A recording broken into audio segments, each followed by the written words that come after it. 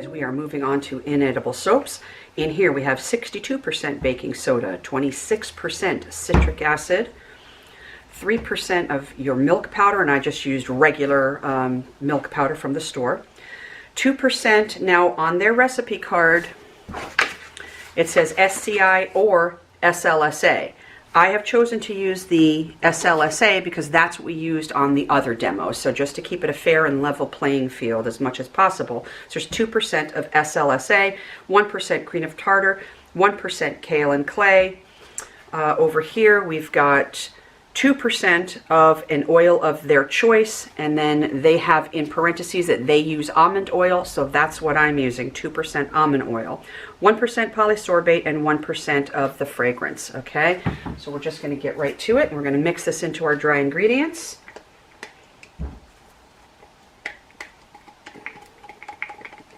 One other thing that I wanted to tell you guys also is that you know, all 3D molds are not created equal as far as the finishing process that they go through.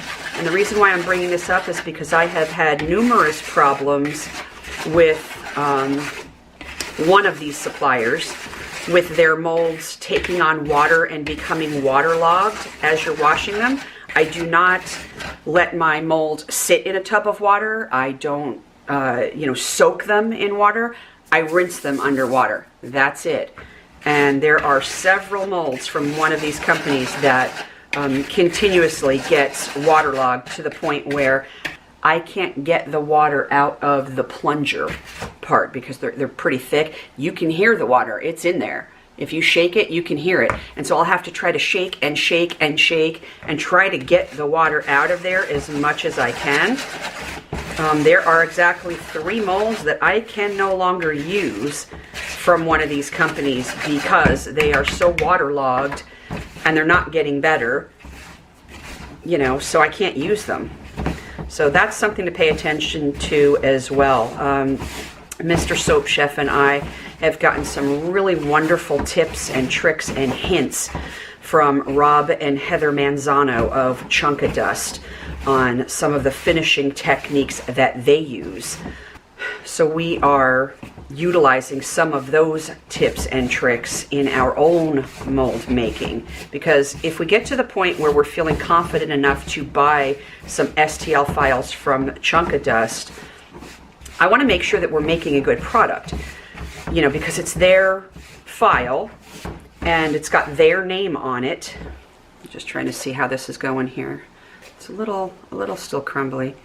So if we were to go ahead and try to sell some of the molds that we made using their files, well, in essence, that's their name, really, that you're putting on, you know, on that product that you're selling. It's their name. All right, let's put our citric acid in here. And so they have really good, high-quality molds, and so I don't want to put out an inferior product with their name attached to it. So, you know, we've really been helped a lot by Mr. Chunkadust in particular, but Heather has been extremely helpful as well. So just things to keep in mind with 3D molds. As you can see all over Etsy right now, everybody went and got 3D printers over the holidays. I mean, there must be hundreds now of people selling 3D bath bomb molds. And I get it, man. We purchased it because I'm tired of spending so much damn money. And my bath bombs are, without question, my #1 seller. So I can't be without molds. But I also can't continue to spend thousands of dollars every year either, you know. So we paid $1,000 for our printer. So rather than spending another $1,000 on molds, we spent $1,000 and got our own printer. So just things to keep in mind when you're making your purchases.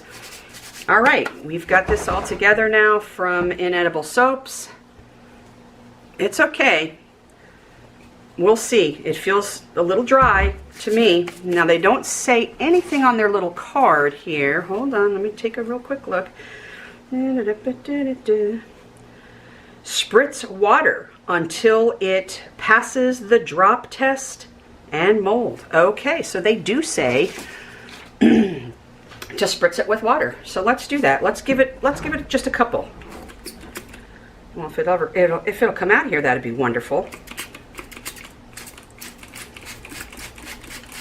Again, I hate doing this once I have added my citric acid already, because it's gonna activate it. There's just no way around it. It's citric acid. You add anything with water, including witch hazel, including rubbing alcohol. If you add 70% rubbing alcohol to this, well, guess what? 30% of that is water. Your mix is going to activate. So I hesitate on doing that after the fact.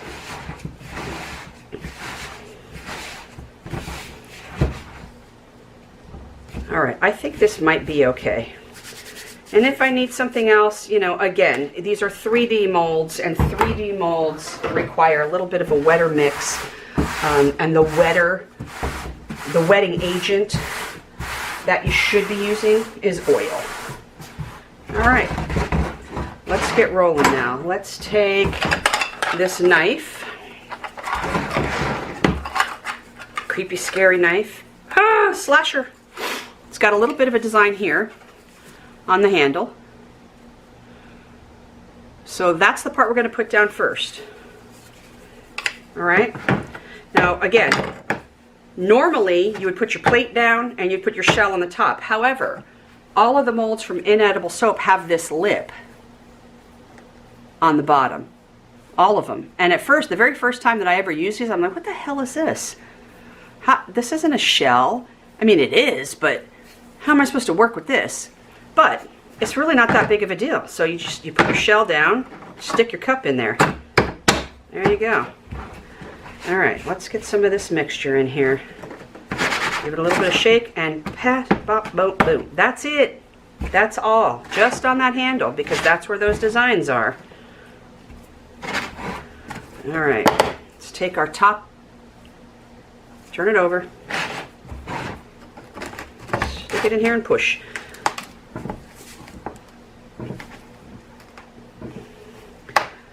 So far, Chunk of Dust's recipe is my favorite out of the 3 that we have tried.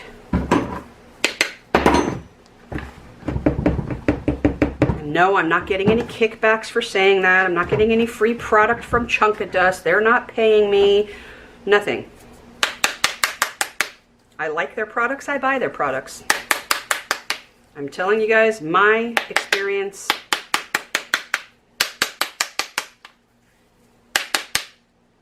All right, so see, when you turn it over and then you have this lip, it's like you can't even really tap the bottom because you're going to be tapping the lip. So it's just weird.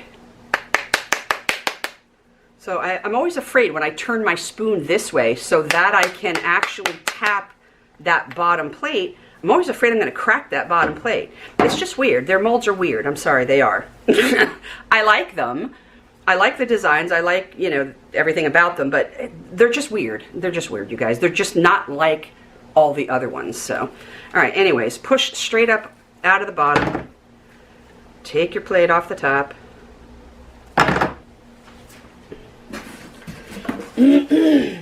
Cardboard. Turn it over. Lift straight up. And there's the design on the handle. Beautiful.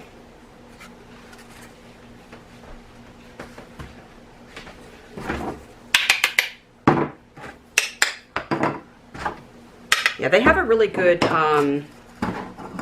selection in Inedible Soaps. They have a good selection of molds. All right, let's do this big mamma jamma. This is our bottomless kettle. And you can use this for a variety of different things. You can use this as a Santa sack, which I did all last year. You can use this as a leprechaun's pot of gold, which I did. You can use this as some type of a cauldron with bubbly, gooey, icky stuff all in it for Halloween, which I've done. This mold is very versatile. You can use this for a variety of different things. So as you can see, I have mounded up the top just a little bit because, again, we've got this big cup that we need to fill. This is a huge void that we need to fill now. All right, so turn that over, stick it on the top, and push.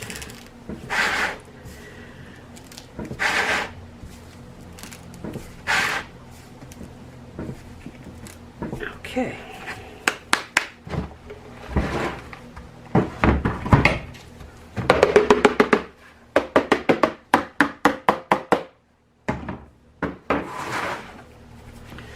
All right, let's get some taps around that shell.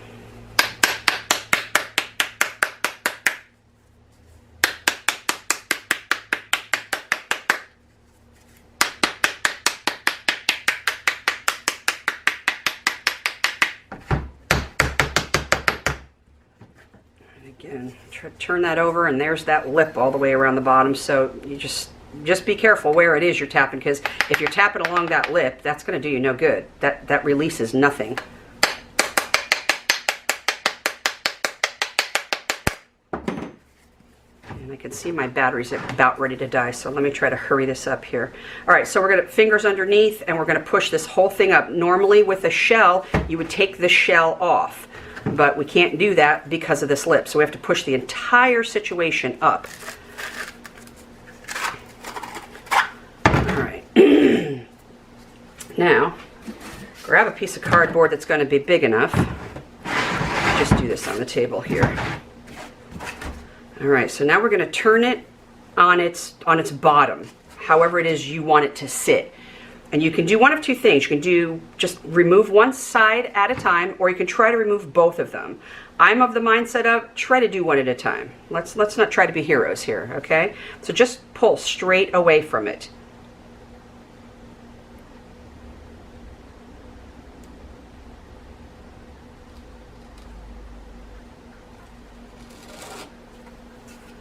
All right, we're going to turn it over this way. And we're going to do the same thing. Just pull straight away.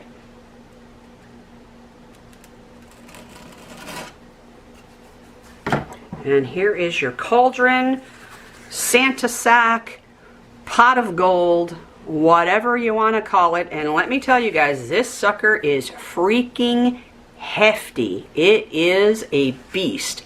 But look at how beautiful that is and how well that unmolded. Just gorgeous. All right, let's grab another one real quick from Inedible Soaps. Let's see. Here's a good one. All right, let's do the haunted house, because that's got quite a lot of. No, this is the bloody handprint, and I've already demoed all of these on the site, on the channel. But we're gonna do it again. Okay, my battery died. I had to switch that out. So, all right, so we put a little bit of mix in the bottom, and we're just going to give it some pushes because there is a design on the bottom here, and we want those details to come out. Need a little bit more mix, and this mix is drying up pretty quickly here. So if this doesn't come out, it's because this mix is drying up a little bit. All right, let's continue putting more in. Yeah, this is the bloody handprint. I've demoed this on my channel before. Take our plate, turn it over, push.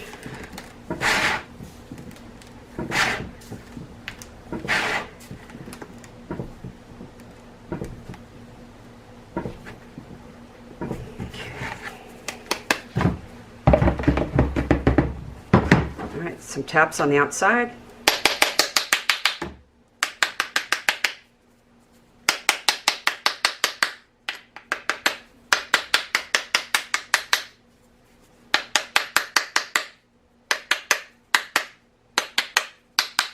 Top. And the bottom. Make sure you don't hit the lip, because that could crack. If you like really whack this, that could crack. Okay, we're gonna push straight up on the bottom, get this whole thing up and on out of here. Oh geez, look at me making a mess everywhere. All right, well, I just screwed up the bottom part there, but whatever. Here we go, straight up.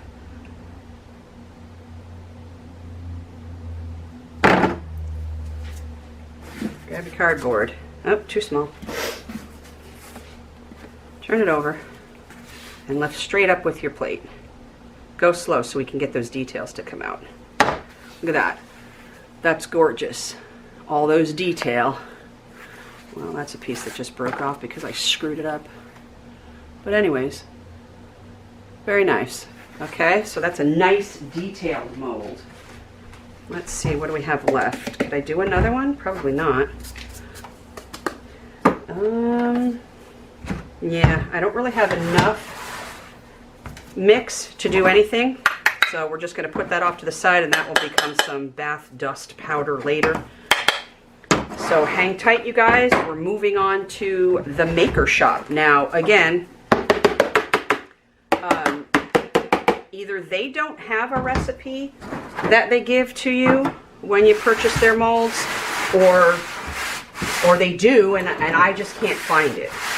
It's been a little while since I have purchased from them, and I use my own recipe. So if something did come with an order, which I really don't think that it does, but if it did, I wouldn't even have it anymore because I use my own recipe. So what we're going to do is we're going to use my recipe. We're going to come back and we're going to start doing some on the maker shop.